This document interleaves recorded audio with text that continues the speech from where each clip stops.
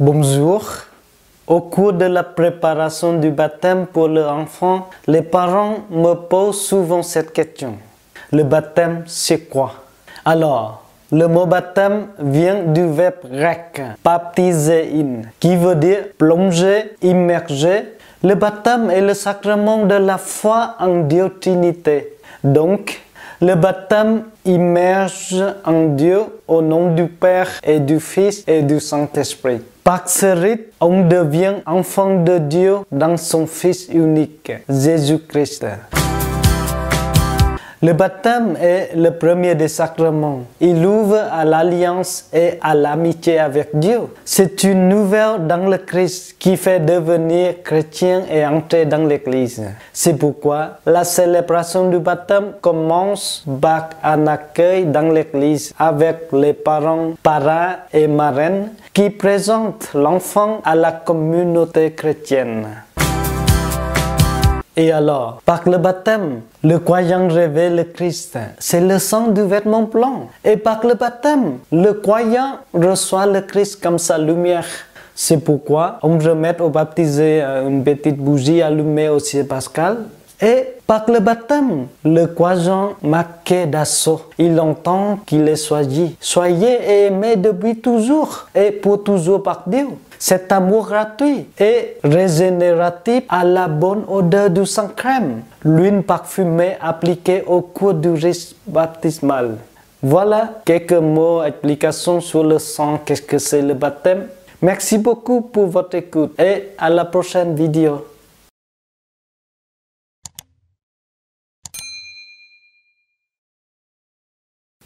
Bonjour et rebonjour à vous tous.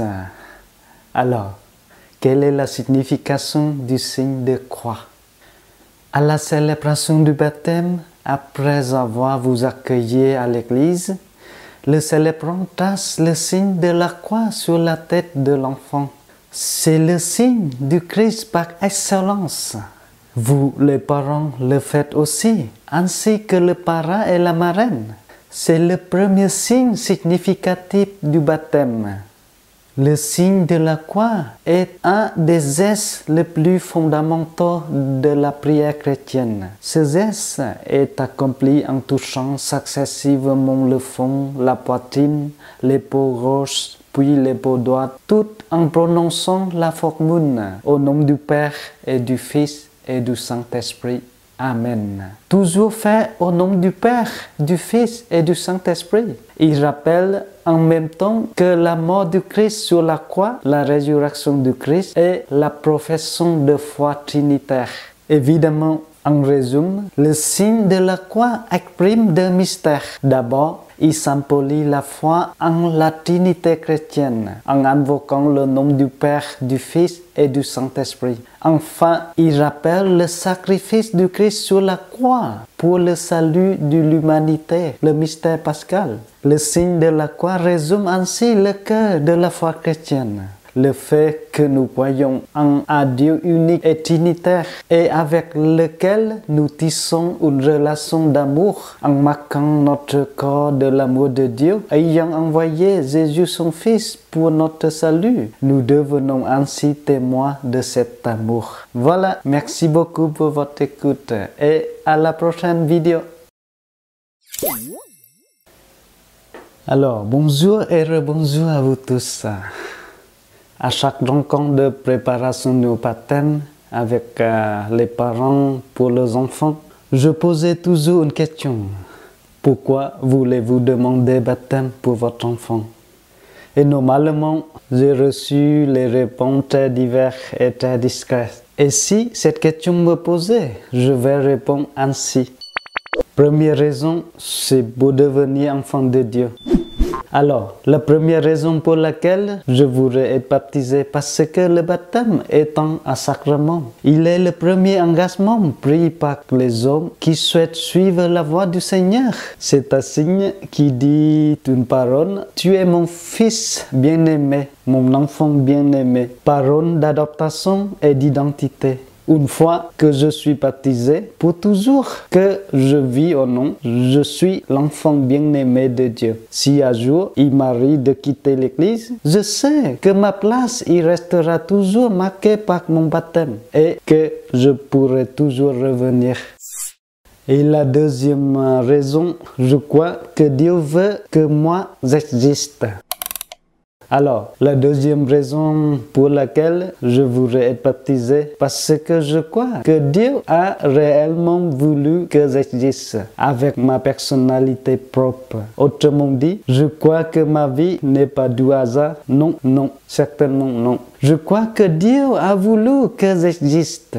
Et si Dieu m'a donné la vie, c'est lui le créateur. Il avait un plan pour moi. Il avait des projets pour moi. Et le but de la vie, c'est de découvrir ses plans et ses projets sur moi. Et à chacune de ces étapes de ma vie, j'en découvre de nouvelles facettes.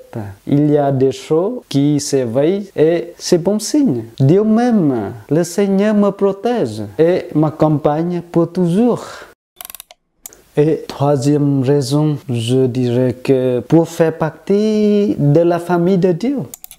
Alors, troisième raison pourquoi je demanderais d'être baptisé. Moi, je voudrais être baptisé pour faire partie de la grande famille de Dieu. C'est notre l'Église. On n'est jamais chrétien tout seul. Par mon baptême, je deviens le membre d'un peuple. Le peuple des hommes et des femmes qui essayent de cheminer avec le Christ et de vivre de la grâce. Un chrétien seul est un chrétien en danger.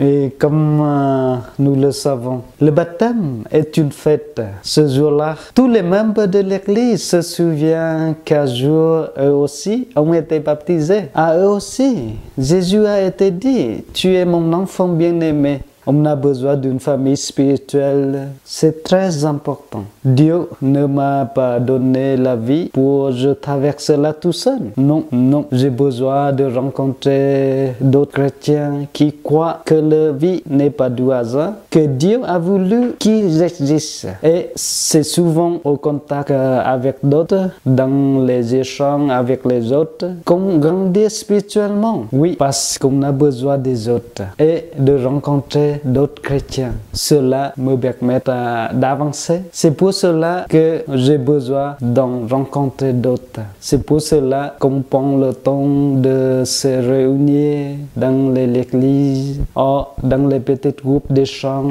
comme groupe de chapelet, de partager l'évangile, etc. Et le quatrième raison, parce que je veux apporter ma contribution et transmettre l'amour de Dieu à ce monde. Alors, juste avant de monter au ciel, Jésus a dit, « Allez, faites de toutes les nations des disciples, baptisez-les au nom du Père, du Fils et du Saint-Esprit, et enseignez-les à mettre en pratique tout ce que je vous ai prescrit. Et moi, je suis avec vous tous les jours jusqu'à la fin du monde. » Donc, d'abord, j'ai découvert que Dieu m'aime et que même mon péché ne peut me séparer de cet amour. Cet amour de Dieu, je constate que beaucoup ne le connaissent pas. Ils se font des fausses idées sur Dieu et sur son projet pour nous. Il est le Dieu miséricorde qui pardonne et qui nous sauve. Il n'est pas le Dieu qui interdit et exige des choses dures, mais le Dieu qui nous appelle à vivre dans le bonheur. Et puis, je veux apporter ma contribution unique avec d'autres dans ce monde-là. Moi, je pense que Dieu veut que j'amène dans ce monde-là une contribution particulière. Il veut que je fasse une différence. Il veut que ma vie ait un impact. Dieu m'a mis sur terre pour faire en sorte que la terre devienne un lieu où il fait bon vivre. J'ai à apporter ma contribution. Et Dieu m'a préparé à cela. Comment a-t-il fait cela? Eh bien, il m'a donné une personnalité unique. Il n'y a pas d'humain pareil. Il m'a façonné à travers mon éducation, à travers des talents qu'il m'a donnés, à travers les expériences que j'ai vécues et je dirais même à travers les expériences bénignes. On me dit, sous souvent que c'est dans ces moments-là qu'on grandit le plus. Voilà, je veux faire partie de la famille de Dieu aussi parce que la vie m'a appris ceci. C'est quand on se met ensemble pour faire du bien qu'on a beaucoup plus d'impact. Car Dieu est amour. Voilà, merci beaucoup pour votre écoute et à la prochaine vidéo. Bonjour et rebonjour à vous tous. Lors du baptême, le célébrant versait l'eau par 3 fois sur le front du baptisé. Toujours par 3 fois, il le plonge dans l'eau et il dit en même temps, je te baptise au nom du Père, du Fils et du Saint-Esprit. Alors, quel est le sens symbolique de l'eau? Saint Jean nous dit, personne à moins de naître de l'eau et de l'Esprit ne peut entrer dans le royaume des cieux. On dit nager dans le bonheur ou être comme poisson dans l'eau. L'eau, c'est la vie.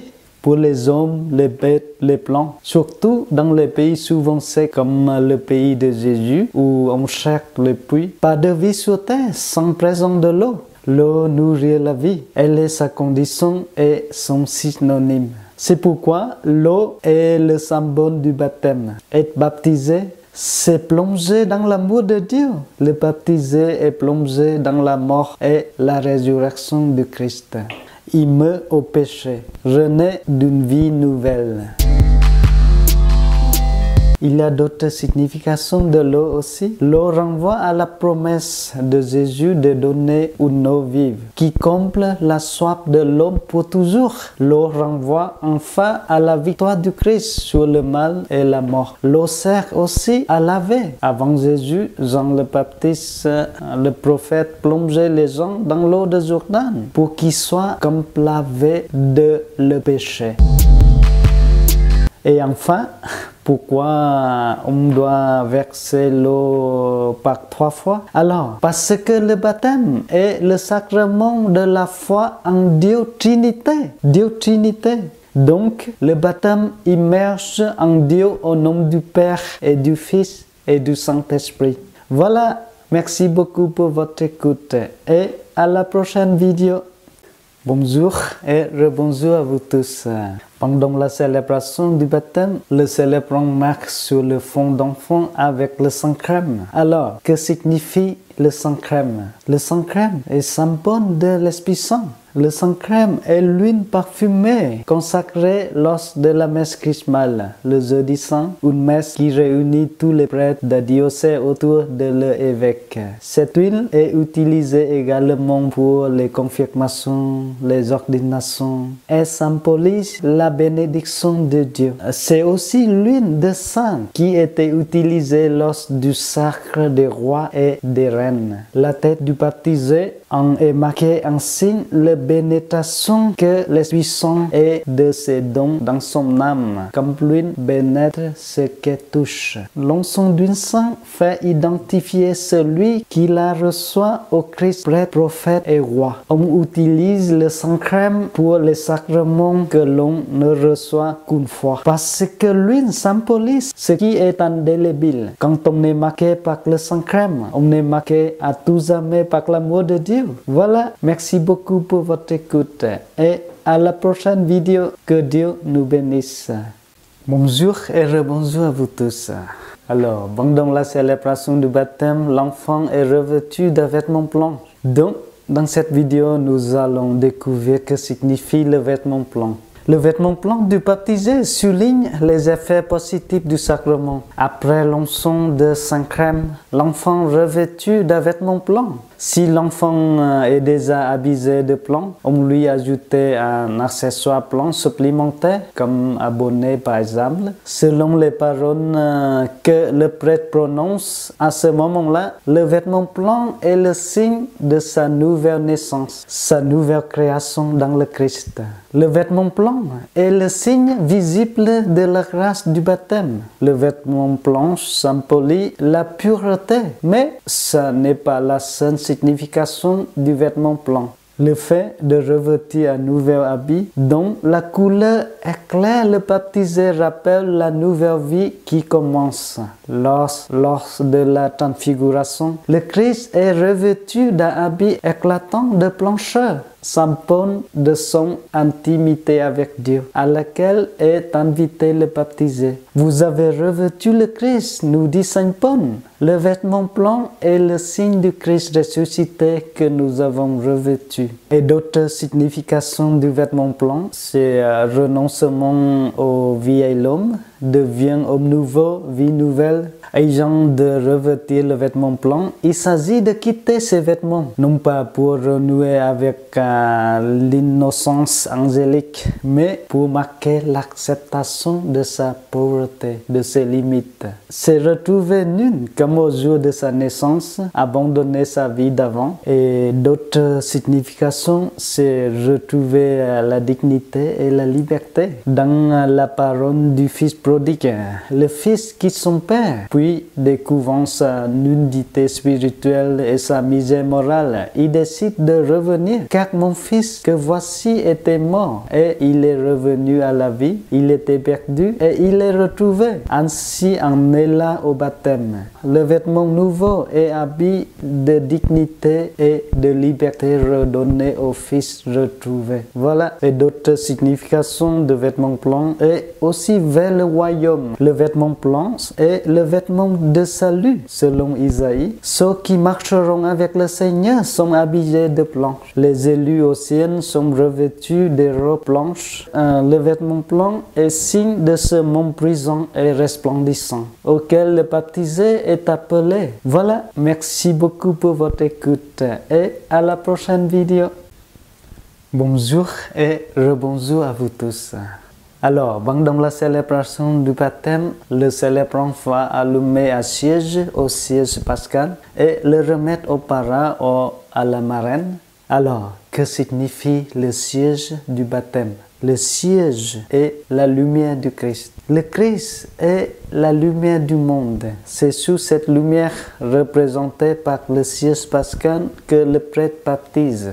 Le siège est allumé, invitant le baptisé à être à la suite du Christ, lumière du monde, et à témoigner de sa foi. Il est remis aux parents et à la marraine pour signifier le rôle d'accompagnement dans cette mission de baptiser. La remise rituelle de la flamme allumée au siège pascal rappelle l'effet du baptême. Recevez la lumière du Christ, dit le prêtre. Ces paroles rappellent que nous ne sommes pas la lumière, mais que Jésus-Christ est la lumière. Lui qui, ressuscité d'entre les morts, a vaincu les ténèbres du mal. Nous sommes appelés à recevoir sa splendeur comme la flamme du siège pascal donne la lumière aux bougies. Ainsi, la charité du Seigneur ressuscité enflamme les cœurs des baptisés, les comblants de lumière et de chaleur.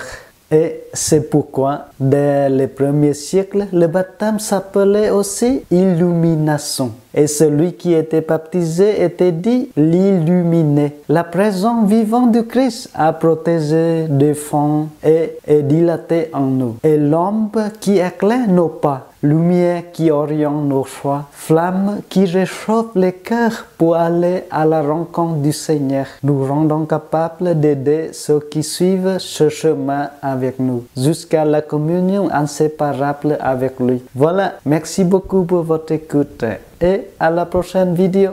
Que Dieu nous bénisse. Bonjour.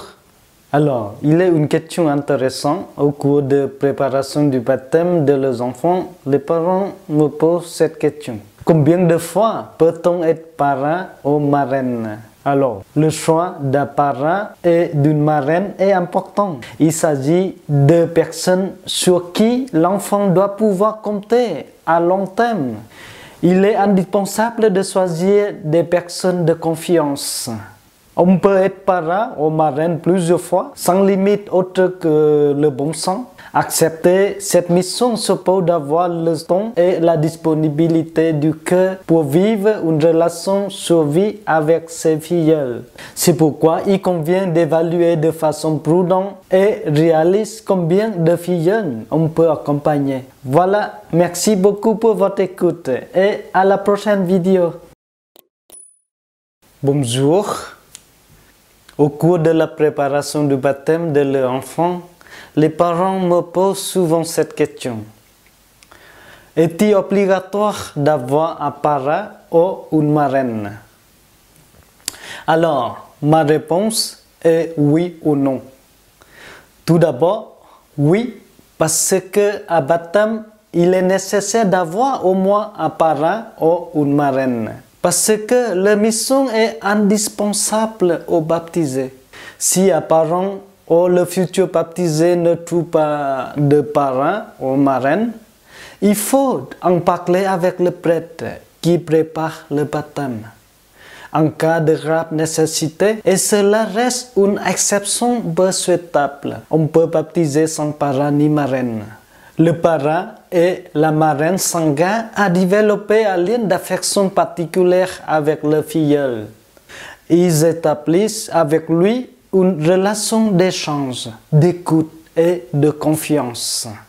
Ainsi, ils pourront parfois prendre le relais parental lorsque les relations entre l'enfant et ses parents deviennent plus compliquées.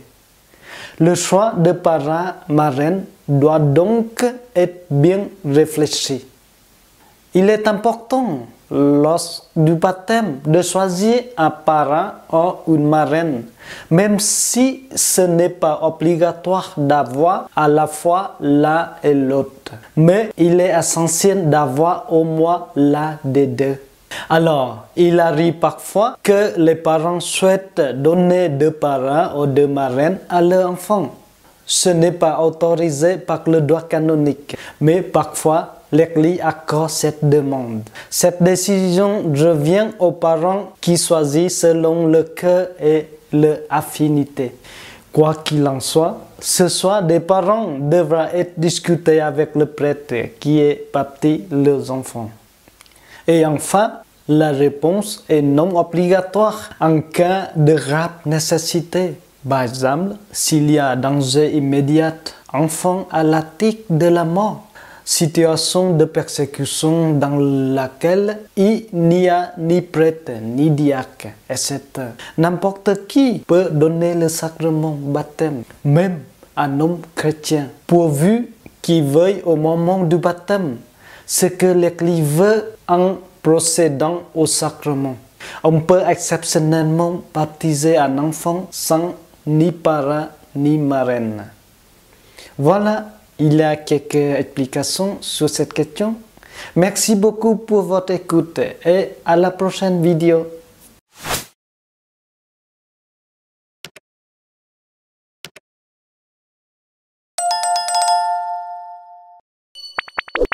Bonjour. Alors, au cours de la préparation du baptême avec les enfants, les parents me posent souvent cette question. Peut-on changer ou annuler un parrain ou une marraine? C'est intéressant. En réalité, les conflits familiaux, la rupture des liens, l'indignité de la personne choisie ou encore la décédée des personnes, parrains ou marraines, sont des raisons fréquemment évoquées pour justifier un changement de parrain ou marraine. Il arrive que l'on souhaite changer ou annuler un parrain ou une marraine déficient ou décédé ou en choisir une autre. Cela n'est pas possible, désolé, puisque c'est au moment de la cérémonie que l'on devient parrain ou marraine et qu'on ne peut modifier le registre de baptême.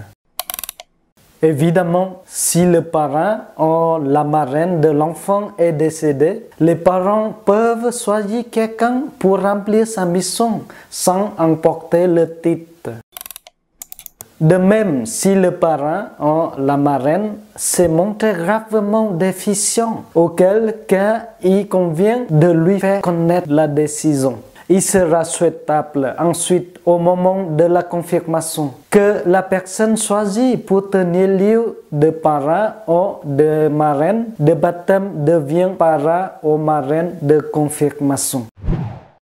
Voilà, merci beaucoup pour votre écoute et à la prochaine vidéo. Bonjour. Au cours de la préparation du baptême pour les enfants, les parents me posent souvent cette question. Quel est le rôle du parrain et de la marraine de baptême? Alors, à mon avis, il faut distinguer les deux, le rôle spirituel et le rôle humain. Tout d'abord, quel est le rôle spirituel du parrain et de la marraine de baptême? Le parrain et la marraine s'engagent à soutenir le filleul dans sa vie chrétienne, à l'aider à grandir dans la foi, ce qui n'est pas toujours facile. Ils seront présents lors des grandes étapes de sa vie chrétienne et ne doivent pas oublier de prier pour le filleul. Ils s'engagent aussi à aider les parents dans leurs responsabilités. Être parrain ou marraine, c'est vivre en effet une véritable parenté spirituelle. Deuxième aspect, quel est le rôle humain du parrain et de la marraine de baptême? Alors, le rôle du parrain et de la marraine n'est pas seulement spirituel. Il a un aspect humain important. Il consiste à créer avec son filleul un lien personnel d'affection, un climat de confiance et de compréhension qui prend des formes différentes selon l'âge de l'enfant et qui peut être considérablement durant la période difficile de l'adolescence. En revanche, contrairement à une croyance répandue, en cas de décès des parents, parrains et marraines n'ont aucun droit et ne sont donc pas tenus d'assumer la garde de l'enfant. Quel est le rôle du parrain et de la marraine de baptême pendant la célébration?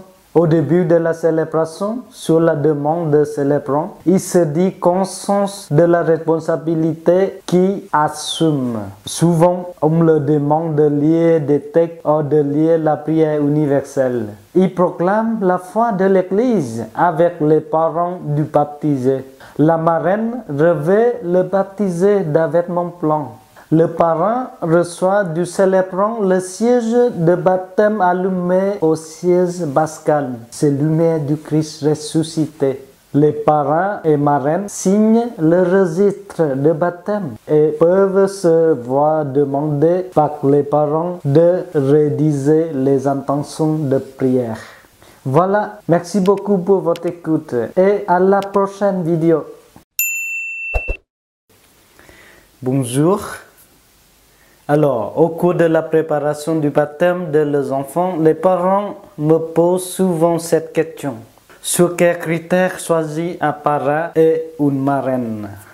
Le choix du parrain et de la marraine est habituellement inspiré par un motif d'estime et un lien de parenté ou d'amitié. Les parents choisissent parfois quelqu'un indépendamment de sa foi chrétienne et uniquement pour lui faire plaisir. Or, le parrain et la marraine ont un rôle à assumer au service de la foi de leur filleul. Il est donc important qu'ils soient baptisés et confirmés pour pouvoir témoigner de leur propre foi. Il convient aussi de préférer des personnes qui sauront être proches de leur filleul et l'accompagner dans la durée, qui s'intéresseront vraiment à lui en créant un lien personnel d'affection et de confiance. Et d'autres questions? Qui choisit le parrain et la marraine de baptême?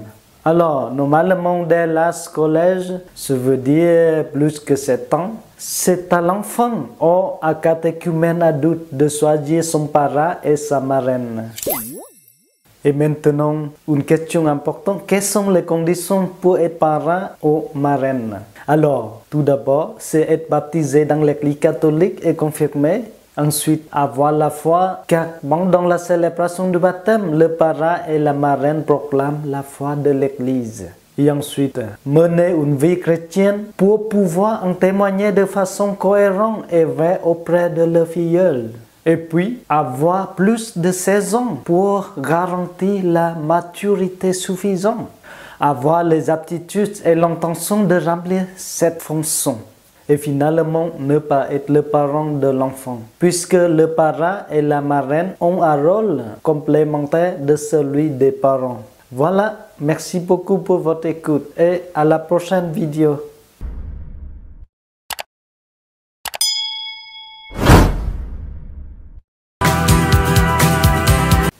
Bonjour. Au cours de la préparation du baptême avec les enfants, des parents me posent souvent cette question. Une personne non catholique peut-elle être un parent ou une marraine? Merci beaucoup pour cette question.